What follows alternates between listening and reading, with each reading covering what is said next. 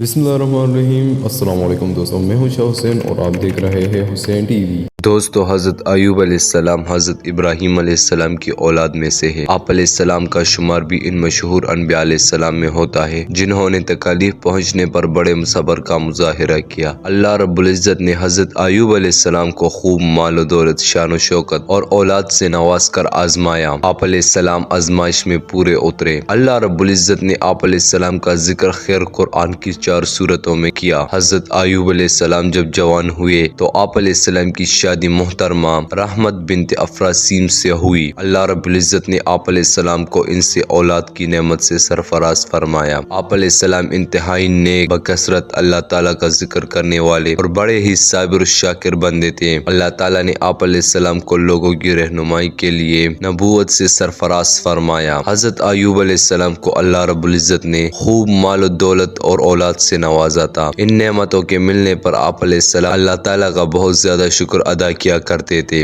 अल्लाह ताला ने आप अलैहिस्सलाम को मसाइब में मुब्तला करके आजमाया। आप अलैहिस्सलाम की सारी दौलत जाती रही, औलाद भी फौत हो गई और घर बार भी वीरान हो गया, लेकिन इसके बावजूद भी आप अलैहिस्सलाम अल्लाह ताला की रजा के लिए सब्र से काम लेते रहे और कभी भी शिकवा नहीं किया। आजमाइश की मिद्दत तवील होती गई, यहाँ तक कि दोस्त अहबाब भी साथ छोड़ गए और आप अलैहिस्सलाम से दूर रहने लगे और सिर्फ आप अलैहिस्सलाम की ज़ौजा मुहतरमा रहमत बिन्त अफरासीम साथ रही। वो आप अलैहिस्सलाम की जरूरियात पूरी फरमाती। आप अलैहिस्सलाम की वफादार बीवी उजरत पर दूसरों के काम करके आप अलैहिस्सलाम के लिए खाने पीने का बंदोबस्त किया करती थी। इसी आजमाइश में 18 साल गुजर गए। हदीस रसूल अकरम सल्लल्लाहु अलैहि वसल्लम फरमाता है, सबसे सख्त आजमाइश अनबिया कराम अलैहिस्सलाम पर, फिर लोगों में सबसे ज्यादा नेक लोगों पर, इसके बाद जो इनसे कम दर्जा के हो इन पर आती है। इंसान पर इसके दीन ईमान के मुताबिक आजमाइश आती है। अगर वो दीन में मजबूत हो तो इस पर आजमाइश भी सख्त आती है। हज़रत अय्यूब अलैहिस्सलाम अल्लाह ताला की तरफ से आजमाइश पर सब्र और इस्तिकामत का मुजाहिरा करते रहे, यहाँ तक कि आप अलैहिस्सलाम पर आने वाले मसाइब और इन पर सब्र ज़रबुल मिस्ल बन गए। आखिरकार जब बीमारी बहुत ज्यादा बढ़ गई तो आप अलैहिस्सलाम ने अल्लाह अज़्ज़ व जल्ल के हुजूर सेहत के लिए दुआ मांगी। बिस्मिल्लाहिर्रहमानिर्रहीम।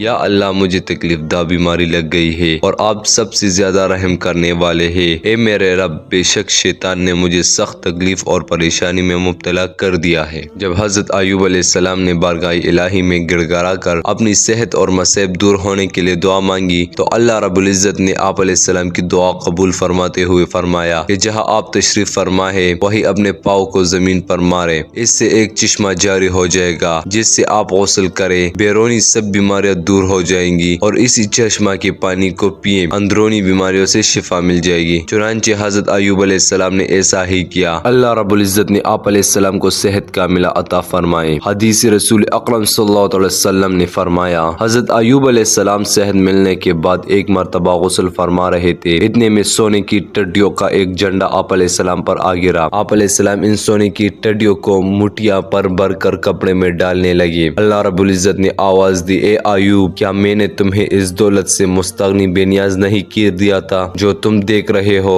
हज़रत अय्यूब अलैहिस्सलाम ने अर्ज किया, जी हाँ ए मेरे रब, लेकिन मैं आपकी रहमत और बरकत से मुस्तगनी नहीं हो सकता। हज़रत अय्यूब अलैहिस्सलाम ने सख्त बीमारी की हालत में भी अल्लाह रब्बुल इज़्ज़त की इबादत में कमी नहीं की और मसाइब और बीमारी पर बड़े सब्र और तहम्मुल का मुजाहिरा किया। अल्लाह अज़्ज़ व जल्ल शानहू ने आप अलैहिस्सलाम के सब्र करने की खूब तारीफ फरमाई और आप अलैहिस्सलाम की तमाम मसाइब दूर फरमा दिए। इसके साथ साथ आप अलैहिस्सलाम को खानदान और माल दौलत से भी नवाजा और हज़रत अय्यूब अलैहिस्सलाम के वाक़या को बाद में आने वालों के लिए नसीहत बना दिया। हज़रत अय्यूब अलैहिस्सलाम की बीवी रहमत आप अलैहिस्सलाम की बीमारी की हालत में भी आप अलैहिस्सलाम के साथ रही और आप अलैहिस्सलाम की खिदमत करती रही। आप अलैहिस्सलाम की वो बीवी आप अलैहिस्सलाम की सेहत की शदीद ख्वाहिशमंद थी और हर वक्त बीमारी से शिफा की तलाश में रहती थी। शैतान ने इनकी कमजोरी से फायदा उठाकर इन्हें शिफा का एक शर्किया अमल बताया। इन्होंने आकर आप अलैहिस्सलाम को वो अमल बताया जिस पर आप अलैहिस्सलाम गुस्सा हुई और कहा कि वो शैतान था और तुम शैतान की बातों में क्यों आ गई, और साथ ही कसम उठा ली कि मुझे अगर अल्लाह ताला ने शिफा दी तो मैं तुझे 100 कोड़े मारूंगा। चुनांचे आप अलैहिस्सलाम जब तंदुरुस्त हुए तो कसम पूरी करना चाहिए। आप अलैहिस्सलाम की शरीयत में कसम का कुफारा नहीं था बल्कि कसम तोड़ने की सजा 100 कोड़े थी। अल्लाह ताला ने आप अलैहिस्सलाम को अपनी कसम पूरी करने کا ایک ایسا راستہ بتایا جس میں آپ علیہ السلام کی قسم بھی پوری ہو گئی اور آپ علیہ السلام کی بیوی بھی سخت سزا سے بچ گئی۔ اللہ تعالیٰ کے حکم کے مطابق آپ علیہ السلام نے 100 تنکوں والی جھاڑو لی اور اسے ایک مرتبہ اپنی بیوی کے جسم پر مار کر اپنی قسم پوری کر لی اور انہیں تکلیف بھی نہیں ہوئی۔ چنانچہ حضرت ایوب علیہ السلام اور ان کی بیوی بڑے متقی، پرہیزگار اور اللہ تعالیٰ کی طرف خوب رجوع کرنے والے تھے، اس لیے اللہ تعالیٰ نے ایسا راستہ نکال دیا جس میں دونوں کے لیے سہولت تھی۔ اور دوستو، جب حضرت ایوب علیہ السلام اللہ تعالیٰ کی طرف سے آنے والی آزمائش میں کامیابی کے بعد دین ابراہیم علیہ السلام پر قائم رہے، آپ علیہ السلام 53 سال کی عمر میں اس دنیا فانی سے رخصت ہو گئے۔ آپ علیہ السلام نے اپنی وفات سے پہلے اپنے بیٹے حومل اور ان کے بعد بشر کو اپنا جانشین مقرر فرمایا۔ تو دوستو، یہ واقعہ حضرت ایوب علیہ السلام کا ہمیں یہ سبق سکھاتی ہے، جب ہم پر بہت بڑی مصیبت بھی آتی ہے تو ہم اپنے رب اللہ جل شانہ کو نہیں بھولیں گے۔ یہ واقعہ ہمیں بہت بڑا سبق دیتی ہے۔ بس دوستو، اللہ تعالی ہمیں سمجھنے اور نیک عمل کرنے کی توفیق عطا فرمائے،